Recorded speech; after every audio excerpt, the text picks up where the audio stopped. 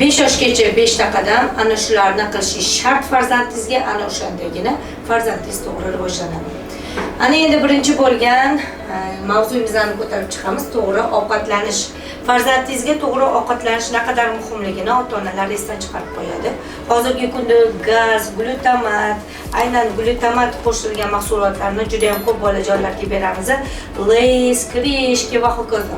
Aynan ular bolani aql faoliyatiga ta'sir qiladi. Shuning uchun to'g'ri ovqatlanishga e'tibor berish shart. Meva, sabzavotlar, undan keyin bolaga o'zingiz tabiiy ravishda uyda ovqat pishirib berishingiz kerak bo'ladi. Fast food mahsulotlari berishingiz kerak emas. Suv mahsulotlarini ko'proq ichirsangiz, bolaning miyasida yaxshi kislorod aylanadi va bolaning miyasi tashqaridan kelayotgan axborotlarni bitta neyrondan ikkinchi neyronga ulashi osonroq bo'ladi. Ya'ni biz suv orqali mavjudmiz, shuning uchun bolaga suvni vaqtida to'g'ri berishingiz kerak gaz mahsulotdan ko'ra. Ikkinchi qadam jismoniy faollik.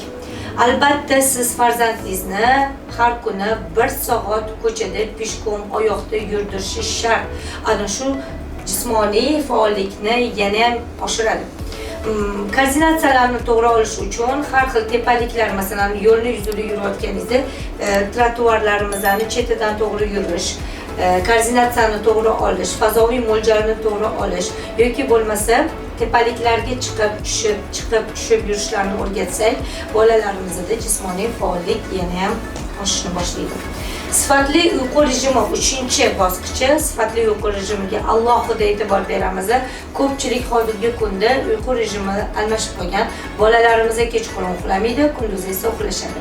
Bog'chalarga kech borishadi. Ayniqsa chasni bog'chaga beradiganlar biladi. 10-11 da bolasini bog'chaga olib boradi. Bu mutlaqo noto'g'ri, chunki bola 5 yoshga qadar 10-15 soat uxlashi kerak bo'ladi. 15 soat to'g'ri ko'proq bo'lishi mumkin, lekin 10 soat normasini olsangiz, bolani miyasi tashqaridan kelayotgan informatsiya axborotlarga to'la bo'lganligi uchun miya dam olib uyg'onishi kerak bo'ladi. Chunki bilamiz, 5 yoshgacha bizni tasavvur ham qila olmaymiz bolaga qay darajada katta axborotlar kirib kelishini. Va bu axborotlarni miyamizga analiz, sintez qilib berish kerak bo'ladi. Keyingisi emotsional va ruhiy qo'llab-quvvatlash.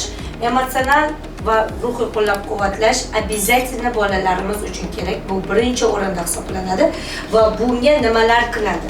Siz farzandingizni quchoqlashingiz, yig'lagisi kelganda yig'lashga qo'yib berishingiz va uni "Молодец, barakalla, san uddalisan" yoki bo'lmasa "Senga ishonaman" degan so'zlar bilan emotsional qo'llab-quvvatlashi va bola o'zini emotsiyalarini vaqtida ko'rsatib berishi va o'z joyida bemalol ifoda qilishiga 5 yoshgacha qo'yib berishimiz kerak.